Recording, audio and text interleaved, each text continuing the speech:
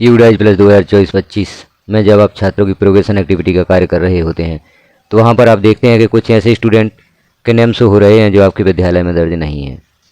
अब ये छात्र कहाँ से आए हैं आपको पता नहीं है, लेकिन फिर भी ऐसे छात्र आपकी यूडाइज प्लस में ऐड हो गए हैं जो आपके विद्यालय में नहीं हैं, या आपके विद्यालय से टीसी लेकर जा चुके थे और आप पूर्व ईयर में उन्हें यूडाइज प्लस से बाहर नहीं कर पाए हैं।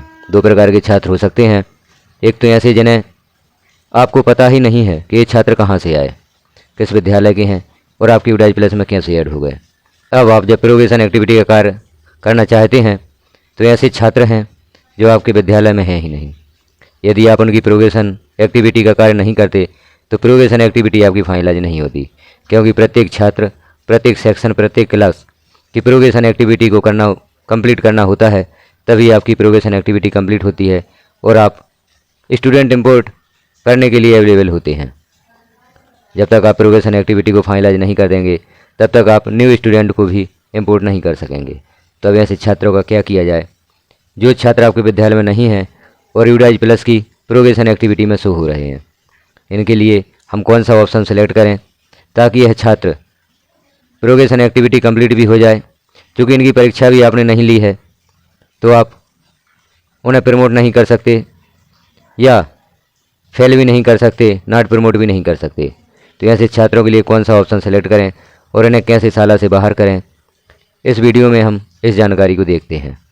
तो इसके लिए आपको ब्राउज़र पर सर्च करना होगा यूडाइज प्लस, जैसे आप पूर्व में करते आए हैं। जैसे ही सर्च करते हैं यह पेज ओपन होता है। यहाँ पर आपको अपना स्टेट सेलेक्ट करना होता है। आप स्टेट सेलेक्ट करेंगे और आगे का कार्य करेंगे।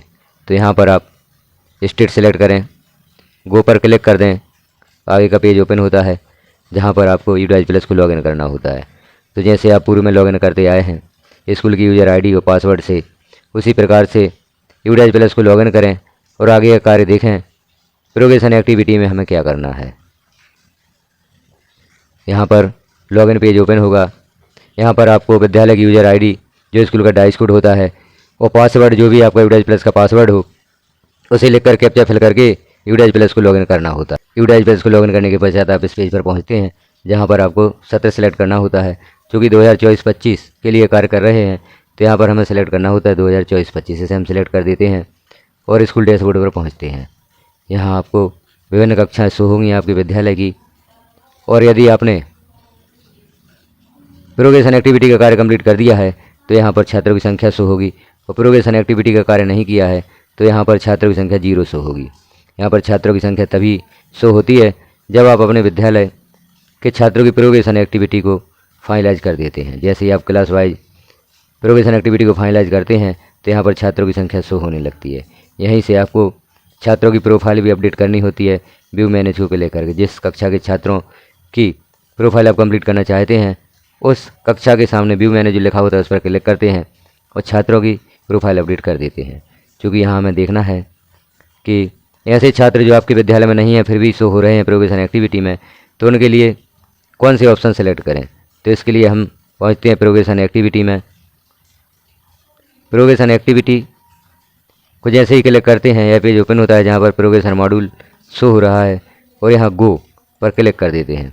जैसे ही आप गो पर क्लिक करते हैं यह पेज ओपन होता है जहाँ आपको सेलेक्ट करना होता है क्लास। जिस कक्षा की आप प्रोग्रेशन कंप्लीट करना चाहते हैं उस कक्षा को यहाँ पर सेलेक्ट कर दें। कक्षा सेलेक्ट करने के पश्चात उस कक्षा के छात्र ओपन होते हैं। कक्षा सेलेक्ट की, यहाँ पर सेक्शन सेलेक्ट भी करना होता है। सेक्शन सेलेक्ट कर दें और गो पर क्लिक कर दें तो यहाँ छात्रों की जानकारी ओपन होती है, छात्रों के नाम ओपन होते हैं। अब आप यहाँ पर देखते हैं कि यह छात्र है, यह आपके विद्यालय में नहीं है फिर भी इसका नाम यहाँ पर शो हो रहा है। अब इसके प्रोग्रेशन स्टेटस और स्कूलिंग स्टेटस में क्या सेलेक्ट करें कि यह छात्र आपके विद्यालय से बाहर भी हो जाए और उसका प्रोग्रेशन स्टेटस भी कंप्लीट हो जाए। तो यहाँ हमें, चूँकि हमारे विद्यालय की प्रोग्रेशन एक्टिविटी को कंप्लीट कर दिया गया है, इसलिए यहाँ से हम इसे अपडेट नहीं कर सकते। इसके लिए हम क्लिक कर लेते हैं करेक्शन। प्रोग्रेशन एक्टिविटी को फाइनलाइज करने के पश्चात आप यहाँ से डायरेक्ट छात्रों की जानकारी में संशोधन नहीं कर सकते। यहाँ हमें क्लिक करना होता है करेक्शन, और यदि आपने अभी कक्षावार प्रोग्रेशन एक्टिविटी को फाइनलाइज नहीं किया है तो आप यहाँ से भी छात्रों की जानकारी में संशोधन कर सकते हैं।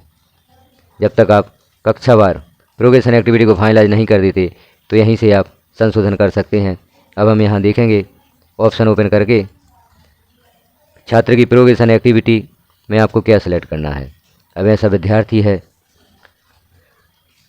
जो आपके विद्यालय में दर्ज नहीं है फिर भी यहाँ पर शो हो रहा है, तो पहले हम प्रोग्रेशन स्टेटस में देखते हैं हमें क्या सिलेक्ट करना होगा। यहाँ पर हम देख रहे हैं प्रमोटेड या पास्ड विद एग्जामिनेशन, चूँकि छात्र परीक्षा में नहीं बैठा है तो हम सिलेक्ट कर नहीं सकते। नॉट प्रमोटेड या नॉट पास्ड या रिपीटर, इसे भी हम सिलेक्ट नहीं कर सकते क्योंकि यह छात्र आपके यहाँ परीक्षा में नहीं बैठा है। प्रमोटेड पास्ड विदाउट एग्जामिनेशन, इसे भी आप सिलेक्ट नहीं कर सकते क्योंकि यहाँ एग्जामिनेशन वाली बात है ही नहीं, क्योंकि छात्र परीक्षा में नहीं बैठा। जब आपके विद्यालय में दर्ज ही नहीं है तो वह एग्ज़ाम में क्यों बैठेगा। और यहाँ आप इन 3 ऑप्शन में से कोई भी ऑप्शन सेलेक्ट नहीं कर सकते ऐसे छात्रों के लिए जो आपके विद्यालय में दर्ज नहीं हैं फिर भी यूडाइज प्लस की प्रोग्रेशन एक्टिविटी में शो हो रहे हैं। तो यहाँ हम सेलेक्ट करेंगे डिसकंटिन्यूड बिफोर एग्जामिनेशन, मतलब परीक्षा के पहले यह छात्र आपके विद्यालय में उपस्थित नहीं था। परीक्षा के पहले भी उपस्थित नहीं था, परीक्षा के बाद भी उपस्थित नहीं है क्योंकि यह छात्र गलती से बाय मिस्टेक आपके यूडाइज प्लस में ऐड हो गए हैं।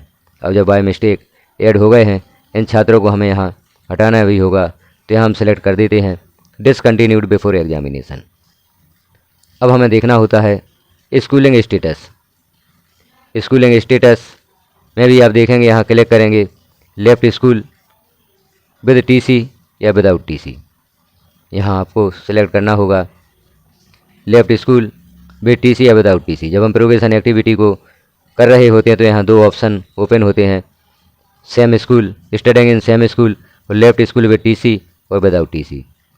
तब छात्र आपके विद्यालय में दर्ज नहीं है तो हम यहाँ पर सेम स्कूल कर नहीं सकते या studying in same school option select नहीं कर सकते, तो आपको यहाँ पर कर देना होगा लेफ्ट स्कूल विद टीसी या विदाउट टीसी।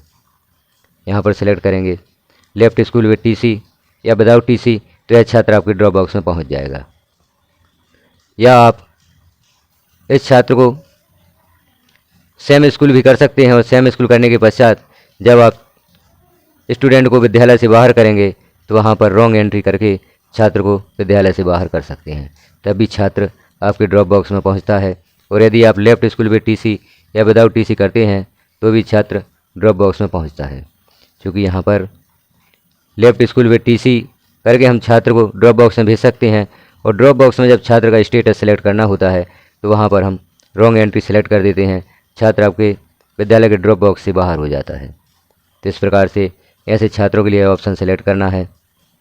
इन ऑप्शन को सिलेक्ट करके हम ऐसे छात्रों की प्रोग्रेशन एक्टिविटी को कंप्लीट कर सकते हैं जो छात्र आपके विद्यालय में दर्ज नहीं है। तो ऐसे विद्यार्थी जो आपके विद्यालय में दर्ज नहीं है वो बाय मिस्टेक आपके यूडाइज प्लस में शो हो रहे हैं और इनका प्रोग्रेशन किए बगैर आप फाइनलाइज नहीं कर पा रहे हैं, क्योंकि यहाँ पर यदि एक भी छात्र प्रोग्रेशन के लिए रह जाता है या एक भी सेक्शन या एक भी क्लास प्रोग्रेशन के लिए शेष रह जाती है तो प्रोग्रेशन फाइनलाइज नहीं होता। और प्रोग्रेशन फाइनलाइज नहीं होगा तो आप न्यू स्टूडेंट को इंपोर्ट नहीं कर पाएंगे, ना आप ड्रॉप बॉक्स से इंपोर्ट कर पाएंगे और ना ही छात्र के PEN और डेट ऑफ बर्थ से छात्र को इंपोर्ट कर सकते हैं, क्योंकि प्रोग्रेशन एक्टिविटी पहला कार्य होता है यूडाइज प्लस में। जब तक आप प्रोग्रेशन एक्टिविटी को कंप्लीट नहीं करते तब तक यूडाइज प्लस पर अन्य कार्य नहीं कर पाते। तो ऐसे छात्रों के लिए जो हमने ऑप्शन यहाँ पर देखे हैं इन्हें सेलेक्ट कर दें। और जब हम यहाँ सेलेक्ट करते हैं करने के पश्चात अपडेट का ऑप्शन जो आपको प्राप्त होता है अपडेट कर दें। छात्र ड्रॉप बॉक्स में पहुँच जाता है और फिर ड्रॉप बॉक्स में जब छात्र का आपको स्टेटस सेलेक्ट करना होगा तो वहाँ पर रॉन्ग एंट्री सेलेक्ट कर दें, रीजन सेलेक्ट कर दें, जो भी छात्र के बारे में उचित ऑप्शन हो उसे सिलेक्ट कर दें, छात्र आपके विद्यालय से बाहर हो जाता है। तो जानकारी देखी हमने ऐसे छात्रों के बारे में जो छात्र आपके विद्यालय में दर्ज नहीं है, बाय मिस्टेक यूडाइज प्लस में ऐड हो गए हैं, तो किस प्रकार से उनकी प्रोग्रेशन एक्टिविटी को कंप्लीट करना है और किस प्रकार से आप प्रोग्रेशन एक्टिविटी को फाइनलाइज कर पाएंगे और आगे का कार्य कर पाएंगे। जब प्रोग्रेशन एक्टिविटी का कार्य पूर्ण हो जाता है तभी आपका 2024-25 हेतु यूडाइज प्लस ओपन होता है, क्योंकि प्रोग्रेशन एक्टिविटी 2023-24 का कार्य है। 2023-24 में दर्ज छात्रों की प्रोग्रेशन एक्टिविटी का कार्य आप कर रहे होते हैं। जैसे ही प्रोग्रेशन एक्टिविटी का कार्य कंप्लीट हो जाता है तभी आप 2024-25 हेतु कार्य करने के लिए तैयार होते हैं। 2024-25 में आपको छात्रों को इम्पोर्ट करना है या छात्रों को टीसी प्रदान करना है, जो भी कार्य करना है, जब आप प्रोग्रेशन एक्टिविटी को कंप्लीट कर देते हैं तभी यह सब कार्य कर पाते हैं।